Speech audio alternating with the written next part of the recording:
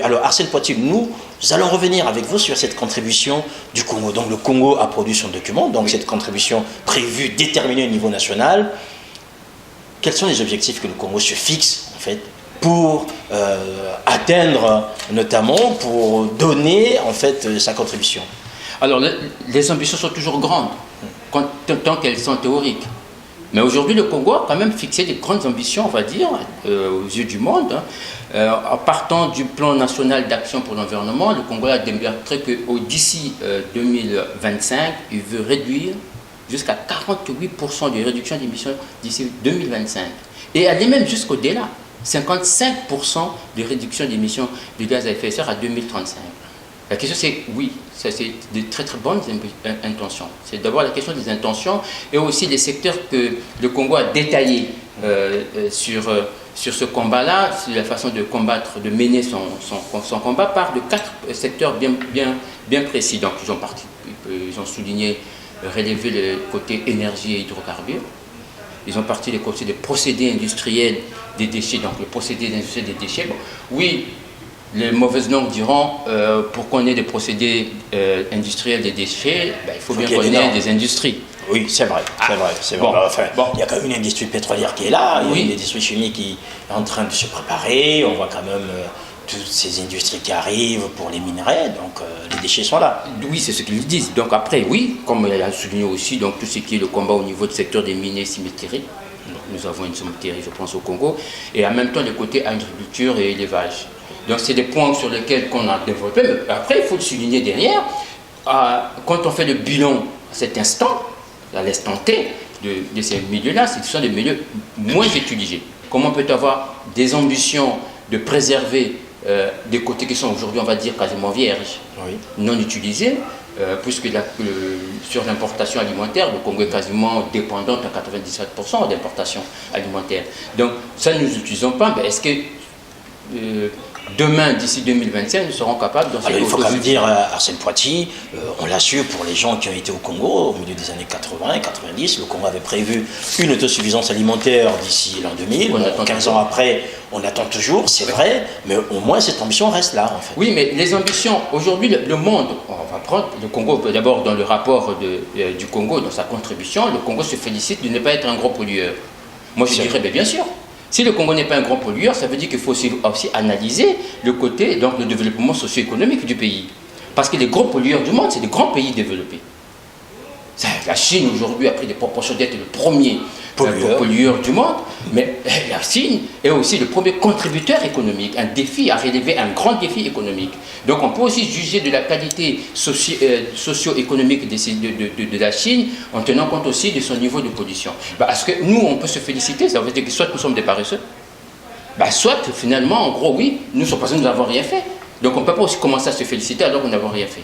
Mais c'est une bonne chose d'avoir déjà des ambitions, d'anticiper en fait, parce que nous sommes quand même dans une société, que le Congo le veuille ou non, nous sommes dans une marche d'émergence, parce que le président de la République a choisi nous a promis une émergence d'ici 2025. Dans 10 ans. Donc d'ici 10 ans, est-ce que tout est fait pour que le Congo puisse rattraper ce retard, développer, utiliser aussi ces secteurs qu'il souhaite couvrir, soi-disant au niveau de la prévention climatique, et bien est-ce que demain matin nous sommes capables de dire, bon voilà, le combat est là, et mettre en place aussi des normes pour préserver, anticiper les erreurs faites par les pays développés, et nous prendre la mesure et de se développer, sans pourtant en tenant compte aussi de notre environnement. Voilà. Arsène Poitiers, nous continuons avec vous de parcourir ce document, cette contribution déterminée en fait du Congo au niveau national, et surtout de comprendre aujourd'hui déjà cette COP21, en termes de la 21e édition,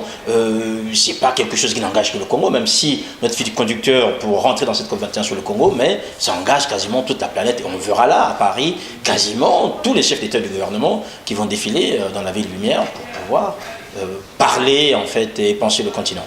Oui, mais là, ce qui est intéressant à relever quand on est parti, on a fait un tour donc à la place de la République, c'est aussi de voir combien cette population diverse qui est venue là, à cette place-là, est derrière quand même l'ambition définie par le président français. François Hollande a voulu aujourd'hui prendre à bras de corps ce grand combat qui n'est pas le premier. Parce qu'en gros, il faut reconnaître aussi que derrière, il y a quand même le protocole de Kyoto. On ne citerait pas aussi tous les accords environnementaux que les pays ont signés, dans toujours cette question de lutte et d'atténuation des changements climatiques. Or, là, l'ambition fixée par la République française qui accueille cette conférence des partis est de trouver un accord juridiquement contraignant. C'est-à-dire que là, les termes sont clairs. Les termes sont clairs. Et ici, on peut faire aussi le parallèle à ce que disait à l'époque Jacques Chirac. La maison brûle. Oui, ce qu'il a dit à Johannesburg. Voilà, donc Jacques Chirac l'a dit, la maison brûle. Est-ce qu'à cette époque-là, c'était qu'une chambre qui brûlait? Et là, on se rend compte que ça nous prend la cuisine et le salon, et que le président français... Il reste plus que la salle de bain. Mais bien sûr, donc ça veut dire que là, avec, avec la population que nous avons, nous sommes... Attention, donc, cette ambition-là est importante. Ça a relevé, donc ça veut dire qu'il faut tenir compte que ce n'est plus qu'une question politique, et on a vu que les présidents chinois et même américains ont pris aussi la mesure de l'urgence. Oui. De répondre à cette question, mais maintenant c'est de trouver est-ce que les pays prendront enfin la mesure, le courage aussi d'accepter cet accord, qui soit non seulement un accord, mais un accord juridiquement contraignant. Et c'est là, la productivité de cette conférence n'aura de la valeur si qu'au sortir de cette conférence, on nous disait qu'il y a eu un accord, certes, mais contraignant. Voilà. Alors, par rapport à cette contrainte à Arsène-Poitiers, on sait aussi que l'ambition qui se donnait Paris, c'est de pouvoir, en fait, aller en deçà de moins de degrés. Moins de 2 degrés. D'ici 2050. 2050. Bon, est-ce qu'on sera toujours vivant? On ne sait pas. Mais la question aujourd'hui... Inch'Allah. Aujourd'hui, c'est de dire, oui, c'est l'héritage que nous souhaitons laisser aux générations futures. Parce que nous aussi, nous avons hérité une planète peut-être propre, mais nous l'avons pollué, nous l'avons détruit. Il nous appartient, nous, aujourd'hui, de laisser aussi une planète juste, équilibrée, une planète propre, pour que demain, nos enfants aussi puissent jouir de cet héritage-là que nous avons prêté aussi aux générations futures. Voilà, un héritage que nous avons emprunté aux générations futures. Arsène-Poitiers, les Congolais l'ont bien dit, déterminé, 48% donc de réduction d'ici 2020 en fait, hein, oui, des gaz à effet de serre, et quasiment jusqu'à 55% en 2035. Donc je pense que le Congo figure aujourd'hui parmi les pays les plus ambitieux. Maintenant, vous nous avez fait comprendre tout à l'heure entre les ambitions affichées et la pratique, c'est une chose. Aujourd'hui, nous disons ces ambitions que le Congo présentera à cette COP21. Alors Arsène-Poitiers, comment le pays veut financer? Parce que tout ça, ça a un coût. On sait aujourd'hui que le changement climatique a un coût très important sur les PIB, notamment les pays africains, on l'avait dit tout à l'heure, qui ne sont pas les plus gros pays pollueurs, mais qui en payent le prix d'une manière assez importante. Or, avec ces ambitions, comment le Congo veut financer en fait cette politique?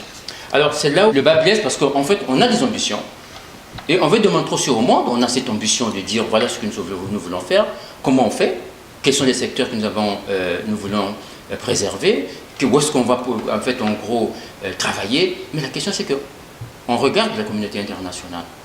Et dans le financement, donc dans le business plan congolais, oui, nous sommes à 3710 milliards de francs CFA, soit 5 milliards de Semakoso. Et dans les 5 milliards, le Congo attend la contribution de la communauté internationale à hauteur de 5 milliards.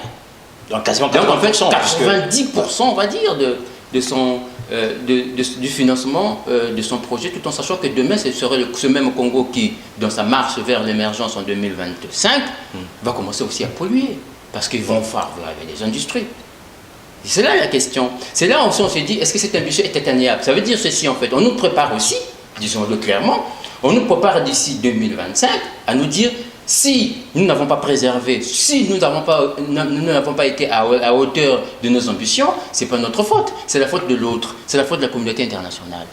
Est-ce que c'est une préparation, ou bien encore c'est l'arbre qui casse la forêt, où il n'y a aucune ambition? Donc s'il y a une ambition, il faut dire une chose. Quand vous voulez créer une entreprise, le banquier vous demande votre apport. à la hauteur de votre rapport. Alors, l'apport du Congo, Arsène Poitiers, c'est à plus d'1 milliard, à 1 milliard, quasiment 20%. En fait. À 1 milliard sur 5 milliards, M. Makosso. Je comprends très bien, vous le savez aussi, les Congolais diront aujourd'hui, mais attendez, nous on ne pollue pas, c'est pas nous qui avons pollué, c'est pas nous qui sommes à l'origine de cette catastrophe dans laquelle nous vivons aujourd'hui. Oui. Donc, que ceux qui sont à l'origine, notamment les pays industriels, puissent payer. Donc peut-être aussi c'est légitime pour le Congo d'aller chercher la communauté internationale pour financer quasiment à 100% en fait la politique congolaise pour la réduction des gaz à effet de serre. Donc ça veut dire qu'on va le dire exactement comme disent les autres. Les Chinois ont dit aux Américains que vous avez commencé à polluer, donc nous on pollue à notre tour. On a le droit de polluer. Oui. Pourquoi ils polluent? Pourquoi la Chine pollue aujourd'hui? Pourquoi on indexe la Chine? Parce que la Chine a démontré les capacités non seulement aujourd'hui de sa vie économique, c'est-à-dire que la santé économique de la Chine justifie sa permission, si vous me permettez le terme, de polluer. Mais or nous, ça veut dire que nous n'avons pas d'abord encore commencé à polluer, certes. Par contre, nous pouvons tirer les mesures. C'est-à-dire que commencer aujourd'hui à utiliser ce qu'on appelle les moyens modernes pour éviter de polluer. Arsène Poitiers, on va terminer cette édition spéciale en fait pour l'entrée dans cette COP21 déjà. Alors vous, on ne va pas prendre des paris puisque les gens vont négocier sous la contrainte, alors on ne sait pas ce qui arrivera. Êtes-vous confiant en fait que Paris donnera quelque chose, que Paris va peut-être aller au-delà de Kyoto avec plus d'ambition et surtout une prise de conscience plus importante en fait, d'autant plus qu'aujourd'hui quasiment tout le monde est unanime pour dire que la planète va mal. Vous avez dit, c'est la négociation. Donc il faut laisser déjà le temps à la négociation, ça c'est une chose. Mais par contre, c'est la détermination des États qui peuvent aussi nous laisser croire que derrière, à la fin de cette conférence des partis, oui, il y aura quand même un accord. Et l'accord, il y aura. La question, c'est pas qu'il n'y aura pas d'accord. Non, l'accord, il y aura un accord. Ça, vous êtes confiant là? Je suis confiant. On ne partira pas de Paris sans pour autant qu'on ait pas fait quelque chose. La satisfaction du monde, je pense, et la victoire de la France serait qu'il y ait un accord juridiquement contraignant. C'est-à-dire que cette fois-ci, celui qui pollue paye. Ce n'est pas les générations futures ou encore les autres qui doivent continuer à payer, mais celui qui pollue paye. Donc, dans le business plan du Congo, si le Congo demain matin va commencer à se développer, donc, une diversification de l'économie aujourd'hui, le Congo va commencer à polluer, donc le Congo va s'apprêter à payer, sinon en amont, ils doivent se préserver et prendre les mesures, bénéficier de l'expertise des erreurs des anciens, donc ça veut dire que des pays développés, de dire eux ils ont fait ça, nous on ne fera pas ça, mais parce qu'il y a d'autres nouvelles techniques, des énergies renouvelables et tout le reste, anticiper, ne pas prendre le même chemin, et je pense que oui, mais cette fois-ci l'ambition est là, je suis confiant, mais profondément confiant qu'il y aura un accord, mais ce que j'aimerais c'est d'avoir un accord juridiquement contraignant. Voilà, mesdames et messieurs, c'est sur cette contrainte juridique que nous allons nous quitter. Vous avez vu que vous entrez avec nous dans cette COP21 durant tout le temps de la tenue de cette COP21 jusqu'à la mi-décembre. Nous vous proposerons en fait des éditions spéciales avec des personnalités, des experts venus du Congo ou encore installés ici dans la diaspora pour nous parler de l'environnement, pour nous parler de ces ambitions que les uns et les autres vont se donner ici à Paris afin que notre planète aille mieux. Merci à Noko Kumunga Kosso pour les images, merci à Arsène Poitiers déjà. Merci aux hommes et aux femmes aujourd'hui qui accompagnent Ziana TV du côté de Nessoubois. Merci à vous aussi qui êtes de plus en plus nombreux, surtout qui avez décidé de rentrer avec nous à cette COP21. Portez-vous bien et à très bientôt. Au revoir, tchuss la planète.